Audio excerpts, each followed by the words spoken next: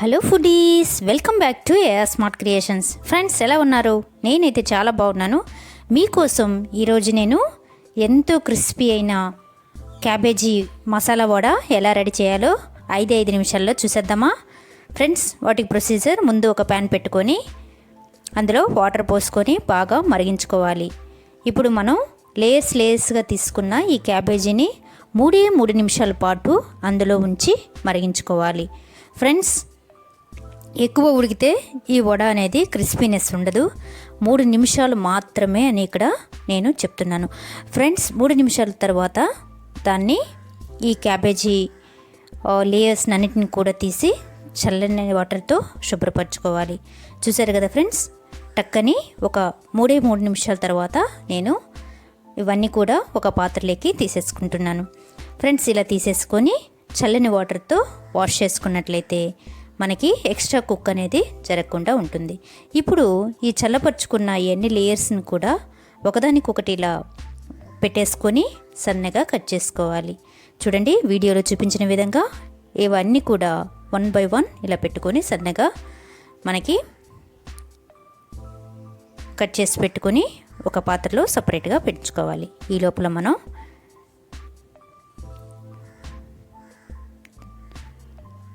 మనం పప్పు ముందుగా 4 గంటల పాటు నానబెట్టుకున్నాం కదా, ఆ పప్పుని రెడీ చేసేసుకుందాం.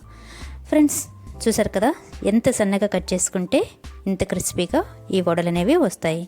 ఇప్పుడు కాస్త పప్పును తీసి సపరేట్గా బౌల్లో పెట్టుకొని మిగిలిన పప్పును కూడా నానబెట్టిన ఈ పప్పును కూడా ఒక మిక్సీ జార్లో వేసుకొని బాగా గ్రైండ్ చేసుకోవాలి. సో ఫ్రెండ్స్, బాగా గ్రైండ్ చేసిన తర్వాత ఇక్కడ ఒక మిక్సింగ్ బౌల్ తీసుకొని ముందుగా మనం కట్ చేసి పెట్టుకున్న ఈ క్యాబేజీ తురుమును కూడా అందులో మిక్సింగ్ బౌల్లో వేసుకోవాలి. ఇప్పుడు ఇందులో 2 నుంచి 3 పచ్చిమిర్చి తురుము, 1/2 టేబుల్ స్పూన్ అల్లం తురుము, కొత్తిమీర తురుము, కరివేపాకు తురుము, అలాగే ఇందులో 1/2 టేబుల్ స్పూన్ కారం, 1/2 టేబుల్ స్పూన్ గరం మసాలా,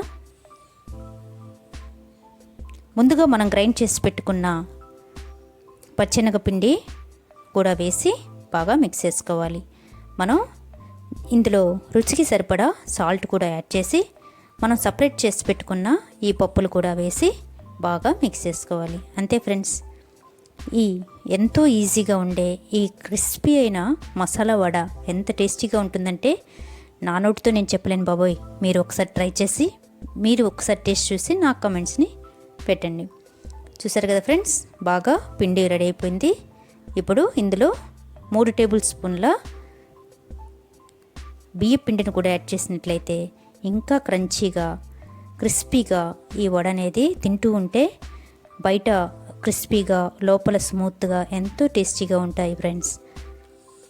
చూసారు కదా, మనకి ప్రొసీజర్ అంతా క్లియర్ అయిపోయింది. ఇప్పుడు చిన్న మనకి ఎంత సైజులో కావాలంటే అంత సైజులో ఇలా పిండిని తీసుకొని బాల్స్ లాగా చేసుకొని వడలాగా మసాలా వడలాగా అద్దుకోవటమే. ఈ లోపల మనం డీప్ ఫ్రైకి సరిపడా ఆయిల్ని మనం పెట్టేసుకొని ఆయిల్ని బాగా హీట్ చేసుకుందాం. చూసారు కదా, వీడియోలో చూపించిన విధంగా ఇలా ఒత్తుకొని మీకు ఏ సైజులో కావాలంటే ఆ సైజులో వడ అనేది బాగా ప్రెస్ చేసుకొని కొంచెం మందంగా ఉండేటట్లు చూసుకున్నట్లయితే బయట క్రిస్పీగా లోపల స్మూత్గా తింటూ ఉంటే తినాలనిపించే ఈ క్యాబేజీ వడ మీరు కూడా ట్రై చేసి మీ కమెంట్స్ని మాకు తెలియచేయండి. ఫ్రెండ్స్, ఈ సమ్మర్లో రిలేషన్స్ వస్తూ ఉంటారు, హాలిడేస్కి పిల్లలు ఉంటారు. సో ఏం చేయాలా అని చెప్పేసి ఆలోచించే వారికి ఇది ఒక కొత్త రెసిపీగా నేను ఇంట్రడ్యూస్ చేస్తున్నాను. ఒకసారి ఈ రెసిపీని కూడా మీరు ట్రై చేసి ఇంట్లో ఇచ్చినట్లయితే పిల్లలు ఎంతో హ్యాపీగా ఎక్కువ తినేదానికి కూడా ఛాన్సెస్ ఉంటాయి. చూడండి, ఎంతో ఇంకా బయటికి కూడా వెళ్ళాల్సిన అవసరం లేకుండా మనకి ఇంట్లోనే ఎంతో టేస్టీ అయిన మసాలా వడ రెడీ అయిపోతుంది కదా ఫ్రెండ్స్. ఒకసారి ఈ రెసిపీని ట్రై చేసి కమెంట్స్ని తెలియచేయటమే కాకుండా ఖచ్చితంగా మీ ఫ్యామిలీ మెంబర్స్ అందరూ కూడా ఇవన్నీ టేస్ట్ చేయాలని చెప్పి ఈ రెసిపీ మీకు ప్రజెంట్ చేయడం జరిగింది. ఈ వీడియో కానీ మీకు నచ్చినట్లయితే లైక్ చేయండి, షేర్ చేయండి ఫ్రెండ్స్కి, అలాగే సబ్స్క్రైబ్ చేసుకోండి. బెల్ బటన్ని మర్చిపోకుండా బెల్ ఐకాన్ని క్లిక్ చేసుకున్నట్లయితే ఇలాంటి వెరైటీ రెసిపీస్ అనేవి మిస్ కాకుండా మీకు నోటిఫికేషన్ వస్తుంది.